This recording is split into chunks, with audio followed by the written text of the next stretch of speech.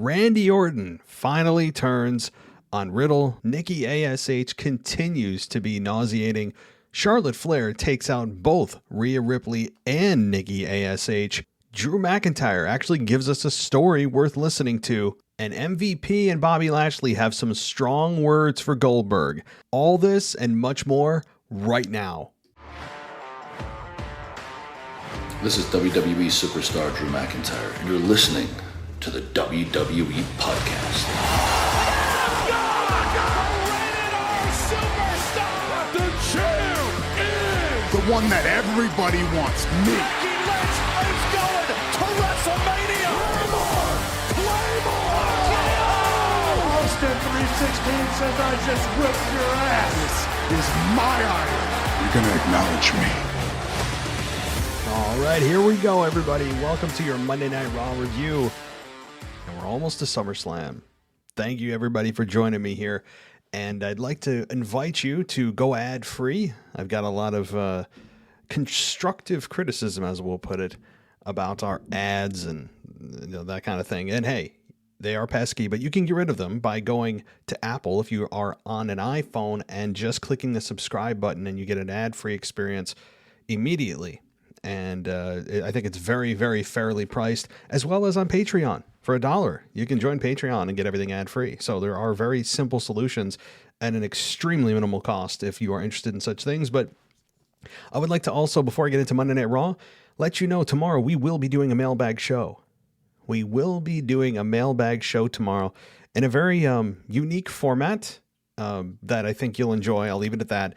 Please send us your emails. If you want to join the mailbag, email us. realwwepodcast@gmail.com is where you send all the questions, comments, rants, whatever you have.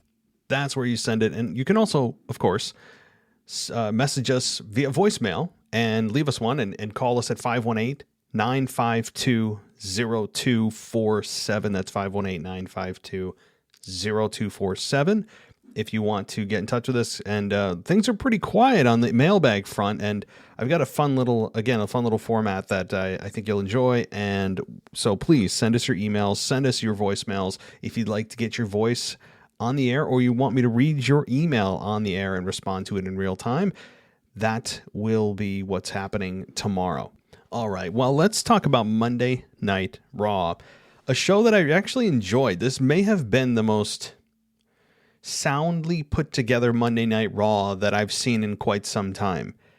And it mimicked a little bit of SmackDown. Now, admittedly, I do watch the Hulu version of Raw, so I don't get the full effect, the full benefits of watching all 3 hours. But you get a very good sense of what the show was. And I got to say, I really enjoyed the show for the most part. Outside of Nikki ASH, who continues to be beyond nauseating to the point of wondering how the hell people are cheering for this woman. I don't understand. But we'll get to Nikki ASH in a little while. But I want to talk firstly about Randy Orton and his, quote, turn on Riddle. Now, I have to ask myself, and maybe you did too, is this really a turn by Randy Orton? Because Riddle did do everything Randy told him not to do. So perhaps you could say Riddle deserved it because Randy said, no, we're done with this RK Bro thing. And look, it's not happening. Stay out of my business. I work better alone. And Riddle continued to not listen. So you could say, well, it's not really a turn as it is kind of what Riddle had coming to him based on what Randy told him and warned him. And I can actually see Riddle coming out next week and not being mad about it, just being sad about it. I could see that happening. But this does unfortunately look like that it's probably going to be Randy Orton versus Riddle at SummerSlam. I don't want to see it because I think that this RK Bro thing didn't even really get a chance to breathe. The fans want it. The merchandise was produced for this team, and it's good merchandise. And I'm not understanding why they want to kill it so quickly.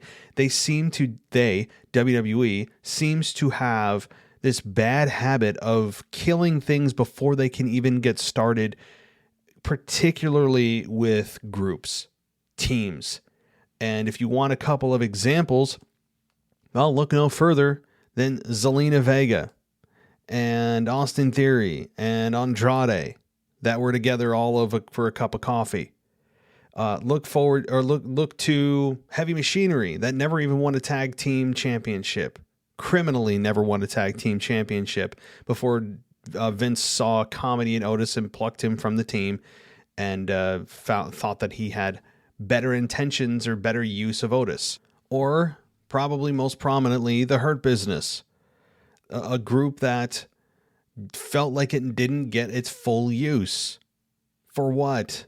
Why did they break them up? If you're going to keep Bobby as a heel, it still doesn't make sense to me today. Or hell, look to the Iconics. I mean, the list goes on.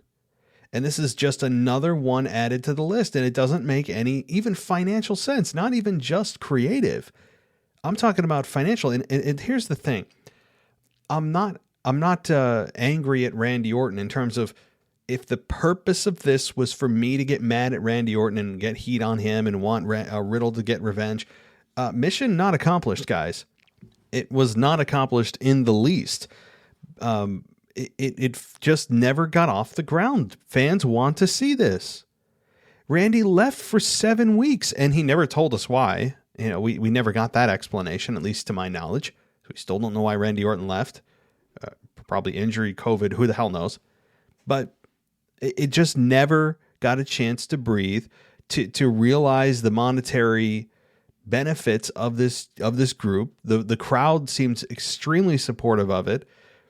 I don't know what they're thinking. They barely got, a month, 2 months, maybe kind of together, but never really together. Then Randy leaves for 7 months. They could barely put a video package together. They had to use multiple picks from the same show to put on in the video package because they didn't have enough weeks and footage to go through. It just doesn't make sense. It doesn't make sense. And that's why I'm saying mission not accomplished for me wanting to see Randy Orton get what's coming to him. No, because again, he warned Riddle, I'm better off my own, which again, I totally disagree with from a creative and a financial standpoint for WWE. That's really the biggest head scratcher is you guys have to see the money in this. I don't understand.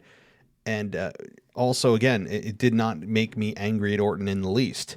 For as good of a heel as Randy Orton can be, it still did not make me dislike Orton.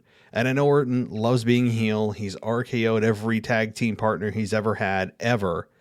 And I understand, and we all saw this coming. But why now? Why? It's so premature. If anything, I actually, as the night went on, thought that Riddle would be the one to turn. Now, if Riddle was the one to turn, I would be sitting here singing a different tune. Because I think that would have been a masterful idea. However, they apparently see the goofball of Riddle having more value than a babyface Orton. So I don't, or a heel Orton, I should say. So I don't know. I think that would have been a much, much better use of that, because here's why it would have made sense for Riddle to turn. Because Riddle was the guy who was so sad Randy's out. He's so sad Randy's out. He gets back. Randy reluctantly agrees, right? In my alternate scenario, my alternate universe, Randy Orton agrees reluctantly to finally just team with Orton or team with Riddle. They hug at the end, and Randy Orton goes to leave, and bam, Riddle hits Orton with an RKO and just stares down angrily. And the next week on Raw, the explanation is that you weren't here for me. You were never here for me. All you did was disrespect me. You told me to be quiet. There are so many things you could pull from to have Riddle set up Orton. It's to me, that was the better story to tell, rather than an RKO that he kind of deserved because he was told not to be bothered with Orton. He was told to leave well enough alone. He didn't. And again, Orton kind of gave the face afterwards, like, hey, what do you expect, man? I mean, that was the expression. So perhaps this group is not done, Perhaps it's not. It's really going to depend on Riddle's response next week. But I have a sneaking suspicion that unfortunately they are going to face each other at SummerSlam, given the fact that they are so close to SummerSlam. Now, that said, the other case to be made is they could make amends, and Riddle says, you know what, man, I did deserve that. You did tell me, blah, blah, blah. So I'll let this one slide, all that kind of thing. And they team up to challenge for the Raw Tag Team Championships. And they win them, and bam, we get RKO, RK Bro. Again, I just haven't seen the crowd on fire for a team like this in a long time. For tag teams. When is the last time you saw people going crazy for a tag team to be created? Think about that one. When is the last time that the fans were dying for two people to get together that had such great chemistry? It's been a long ass time, guys. So I wanted to just start on that because I was kind of disappointed with that. But I understand the outcome. And I started off by saying it was a good Raw, and it was a good Raw. I feel like this is a little bit premature. However, we still have a week to go before SummerSlam, and things may turn themselves around. And we'll have to see there. All right, let's turn to Bobby Lashley and MVP, who I think cut a great promo. What I mean by great is MVP cutting a great promo and having Bobby Lashley just kind of pick up the slack. But we got a really good promo here, and MVP just talking about Goldberg as if, or talking about Goldberg about what happened last week when he was talking to his son, that if you loved him enough, you would tell him not to show up because he's not going to be next. He's going to be finished, which is actually what Bobby said.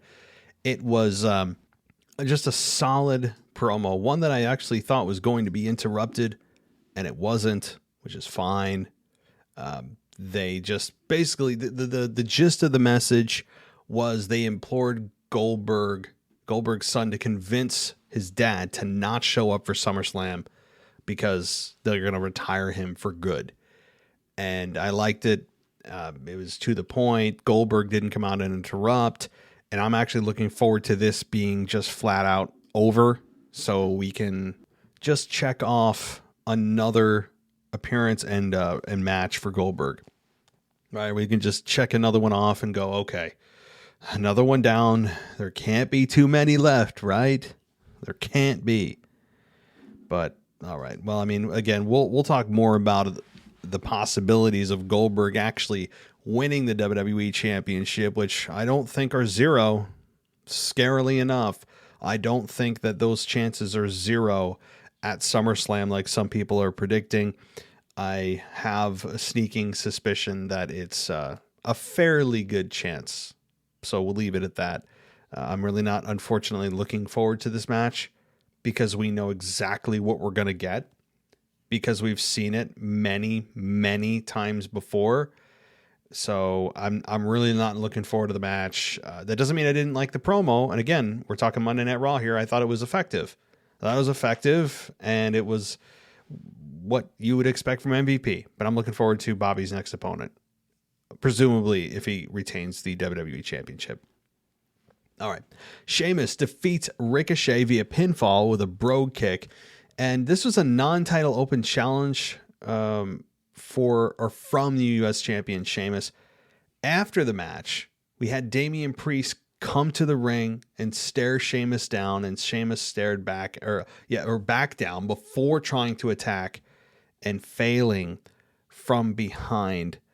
So I do have to say, now later in the show, Sheamus accepted Damian Priest's SummerSlam challenge after he threw the challenge down, and Sheamus did quickly accept. I think, early spoiler, this is nearly a shoo-in for Damian Priest to win the United States Championship. Nearly a shoo-in, because they've really backburnered Sheamus criminally since WrestleMania. They have all but forgotten him, which is just a damn shame, which tells me they want a change of the guards here. And I think Damian Priest has a very, very good chance of capturing the United States Championship at SummerSlam. I don't think there's really much debate about that.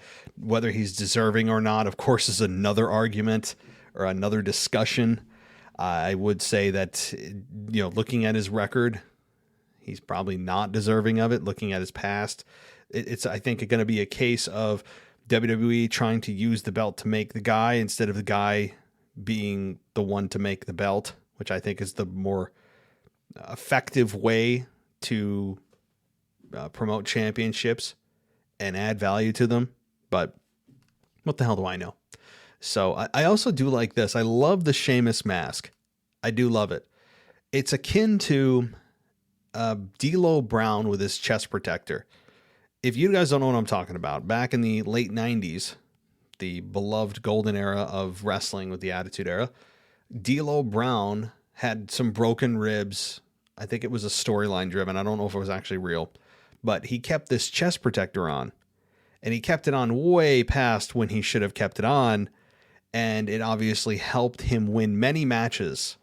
And so as a heel, that's what you want to do, because you'll take any advantage you can get to win a match. And D'Lo Brown would use this chest protector week after week after week after week. And this is a very similar scenario with Sheamus using that steel nose face guard that he's got on, which looks absolutely ridiculous, doesn't it? But I think that's the point. But he's using it to his advantage. So I'm cool with it. I'm fine. It's fine. But it reminded me of the D'Lo thing, I got to say. Those of you that didn't watch during that time frame were saying, what the hell are you talking about? Speaking of cracked ribs, one step back here to MVP's promo. I did say it was great, and it was. He talked about how he had 4 bruised ribs and 2 cracked ribs from Goldberg last week. And he says it feels like being hit with a Mack truck. I have to tell you guys, if that was actually the case, he wouldn't be able to deliver a screaming 10-minute promo. He only started to sell the ribs at the end of the promo. So I'm not knocking MVP, but anybody that's had a cracked rib, even a bruised rib, much less 4 bruised and 2 cracked, I can guarantee you that he would not be able to deliver that promo the way he did, in the manner he did, with the intensity he did, with all that lung power that he needed to deliver that promo with the way he did, if he had indeed had that medical diagnosis. So I'll leave it at that. I'm nitpicking. I'm not ranting, but he didn't really sell those ribs until he was done with the promo. Whatever. Moving on.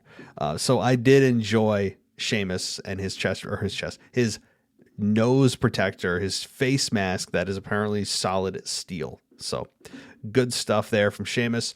And John Morrison and The Miz on the outside.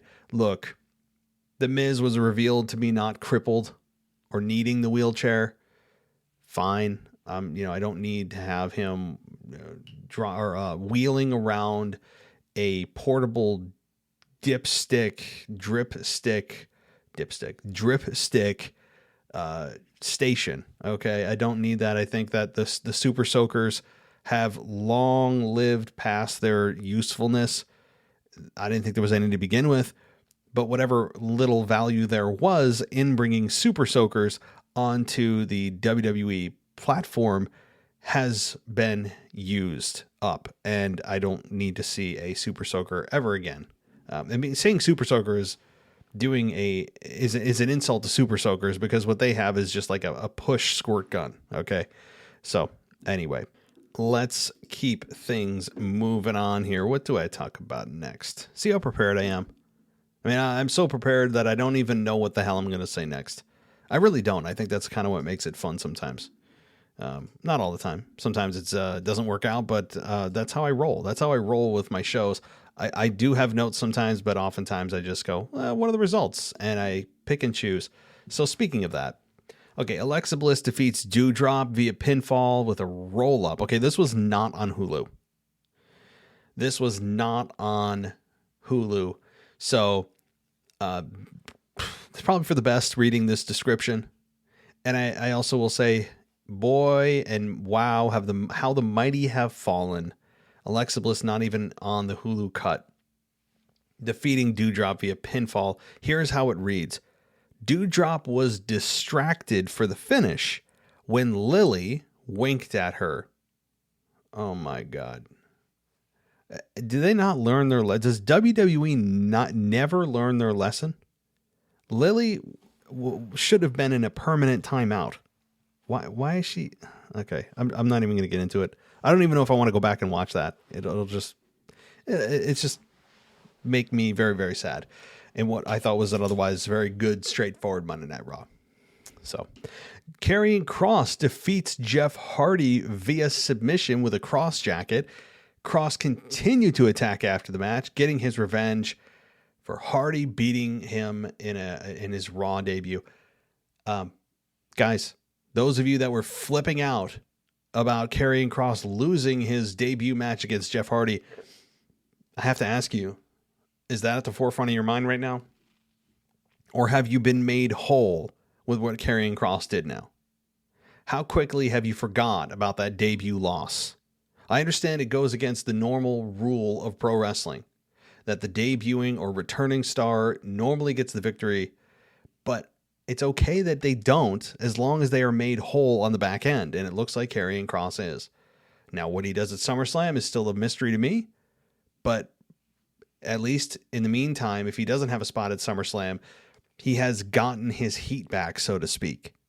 So I think I can hear the whispers quieting down for the outrage of Karrion Kross being in the losing end of things, on the losing end of things in his debut match on the main roster.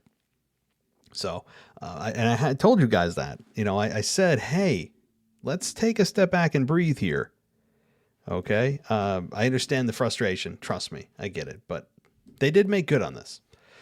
Okay. Where do we move on? T-Bar defeats Mustafa Ali. I know some people say Mustafa. It doesn't sound right to me. So we're going to say Mustafa Ali via pinfall after hitting Feast Your Eyes. Mansoor saved Ali from any further damage after the match, running in to take out T-Bar and Mace. Okay. Well, at least we are having a somewhat active tag team division for what that's worth. I don't have much to say about this other than I can't believe this is still going on. The other thing I want to talk about that I didn't have in my notes, it's not in the description of the show. Elias apparently is dead.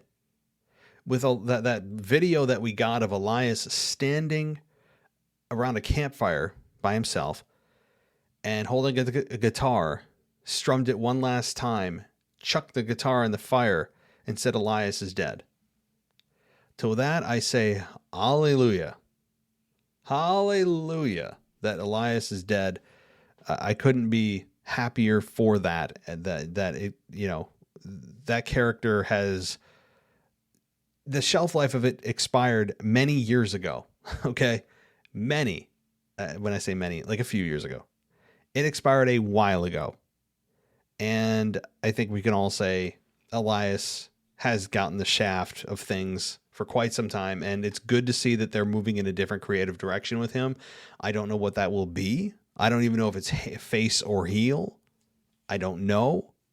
But either way, I don't care at this point, because the most important thing is that they're changing what he is, and that is what we need. We don't need the guitar strumming,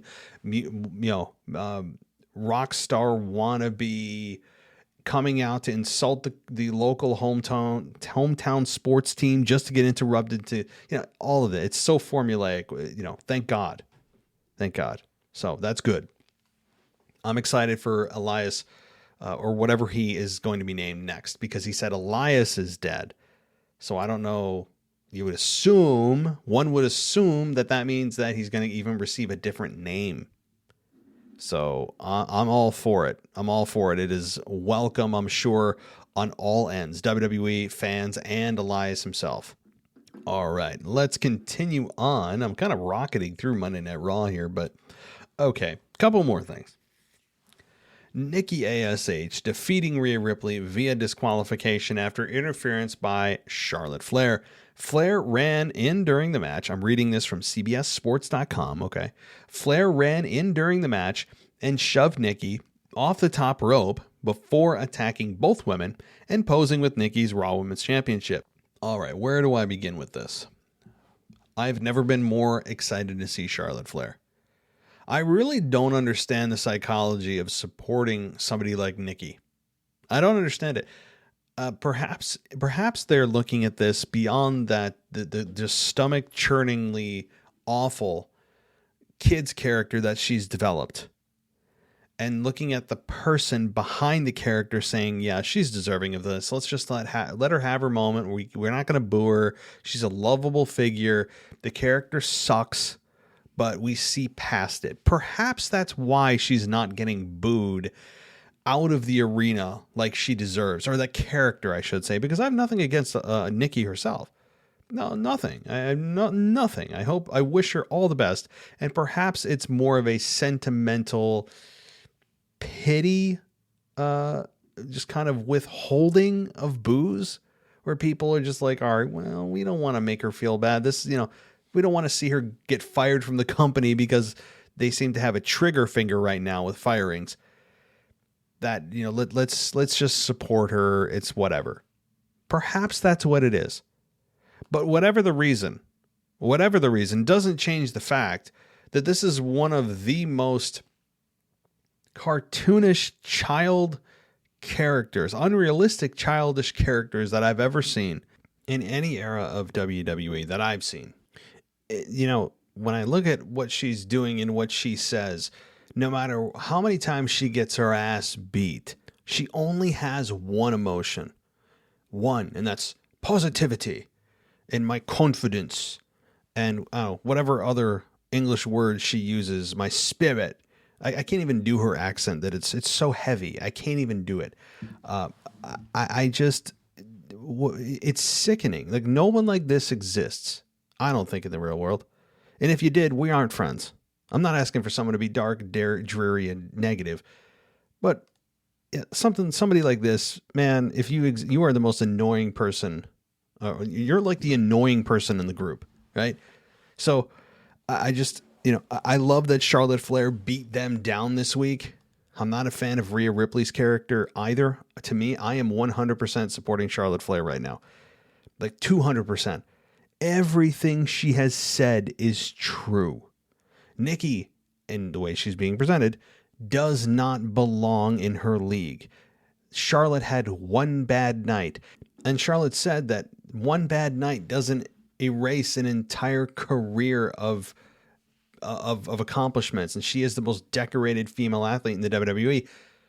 So far, so good. Has anybody said anything? Has she said anything incorrect here? No, she hasn't.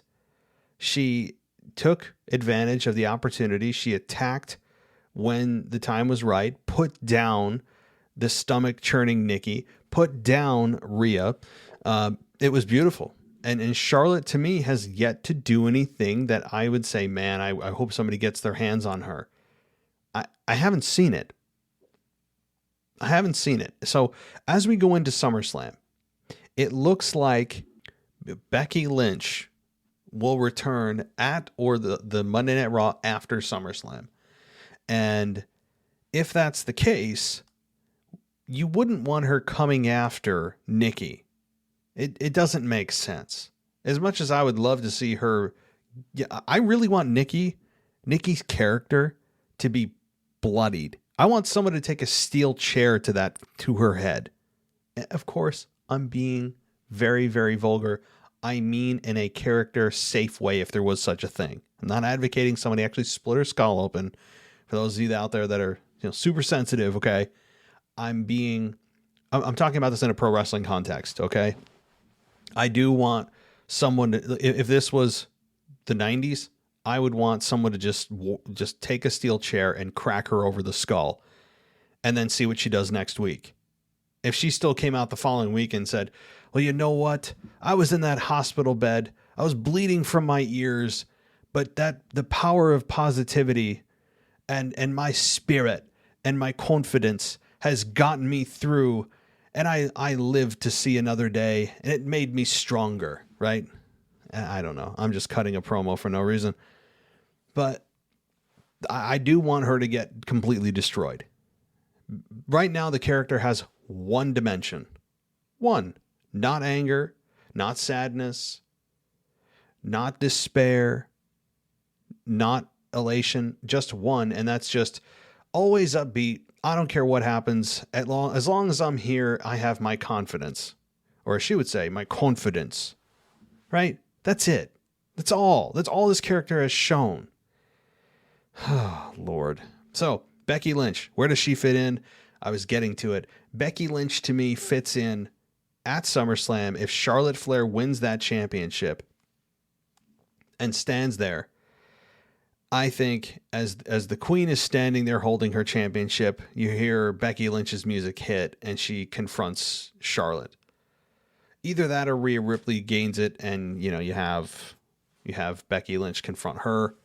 Of course, you could also say she could go on to the SmackDown side of things, but with Bianca Belair doing a great job being the lead babyface, do you want competing babyfaces there instead of just giving Bianca the lead role in the spotlight? It seems as if Raw is really the only place she can land, and I don't know if anybody wants her feuding with Nikki.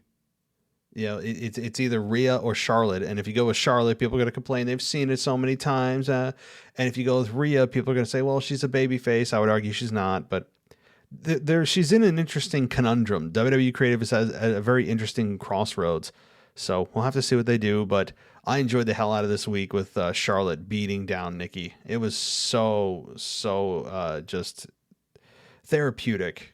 That's the best way. Not even enjoyable, just therapeutic. So I enjoyed it. I know some of you out there are like, this is one sick SOB. I don't care. I know what I like in my wrestling, and it is not, Looney Tunes. Okay. It's not like Blippy. Anybody ever see that damn YouTube channel? There. I probably expose myself to what I do during the day, but when you have kids, these are the things you watch. Okay. So let's get to Drew McIntyre defeating Baron Corbin after a Claymore. As we destroy one superstar's character, we're going to do a complete 180 and just relish in what Baron Corbin has become. He is becoming a bright spot on the show. Now, I understand that he invoked the quarterly invitational. Somebody needs to be keeping track at home. I said this the last time they did it. Somebody needs to be keeping track at home about when they invoke this quarterly invitational. I highly doubt that they are actually following their own rules because they have never given us to believe or give us a reason to believe that they will. Anyway, beyond that, which I have kind of given up on them ever, just following their own rules and adhering to the brand split truly. I think that is outshined by Baron Corbin's brilliance at this point. It is becoming so fun to watch him be a pathetic beggar, yet somehow, even though he's on hard times, they have transformed him into this pitiful, annoying heel, even though he's lost his house, his wife and kids left him. His cars were repossessed. He said his house was repossessed. I think he meant to say his house is foreclosed. But anyway, what else? He couldn't afford entrance music. They only can afford like a few seconds of it. There's a video going around. I think WWE.com or WWE.com, WWE's Twitter account put it out where Corbin is being rejected from the building because they don't believe that he's an actual performer. And he is so committed to this, and I think I gotta give a shout out to Amanda Jin who sent that to me, and I got a hell of a kick out of it. It's Baron Corbin. It was only like a minute and a half. This wasn't on Raw, as I said. It was on Twitter, and it was just so hilarious to watch it. He's on WWE and Corbin. Whoever came up with this, it is being executed so well. I got to give a credit to whoever came up with it and the execution of Baron himself. It's becoming very entertaining on a weekly basis, And I'm glad that they decided to put him on Raw instead of just on SmackDown this week. And that's coming from me, somebody that is just so strict about the brand split. And I am. But this was just fun to watch. And having Baron Corbin, of course, lose to Drew. We all knew that was coming.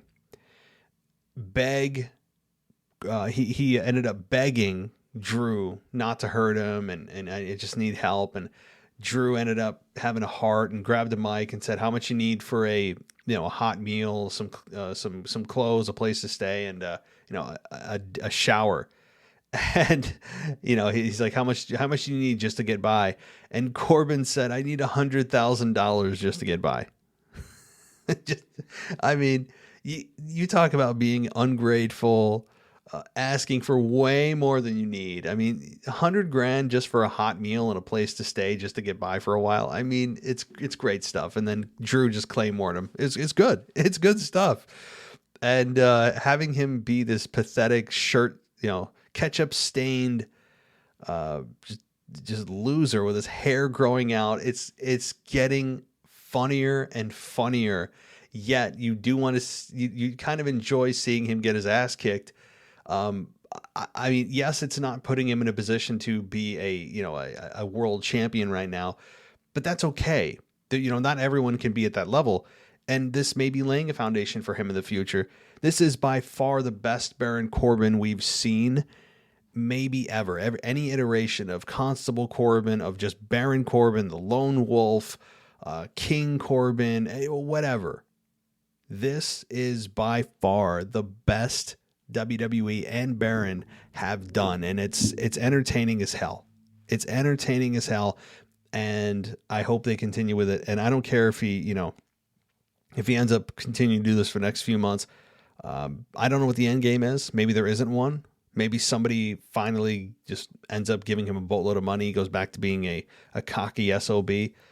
But I just want to say, WWE 2K games, make this an alternate attire. You have to make this an alternate attire with the ketchup stained white collar shirt, please, with the hair half grown out. Please, please, please make this an alternate attire for Baron Corbin. It's going to be worth your extra time. It's good stuff. It's good stuff. So I have nothing but good stuff to say. As far as Mahal, Veer, and Shanky go after the match, I mean, McIntyre's grabbing his sword. Whatever. Not that he's ever actually going to slice somebody in half with it. But I did like that he gave a reason for naming his sword. It wasn't just a random history lesson about an old war general that we don't care about, or the Loch Ness Monster, or whatever kind of folklore, weird history lessons he gave us for several weeks. It actually had relevance. And that was depth to his character, to him, which I believe is true. I believe what he told us about his mother having a genetic disorder and that they actually told her to abort and she didn't. I believe that.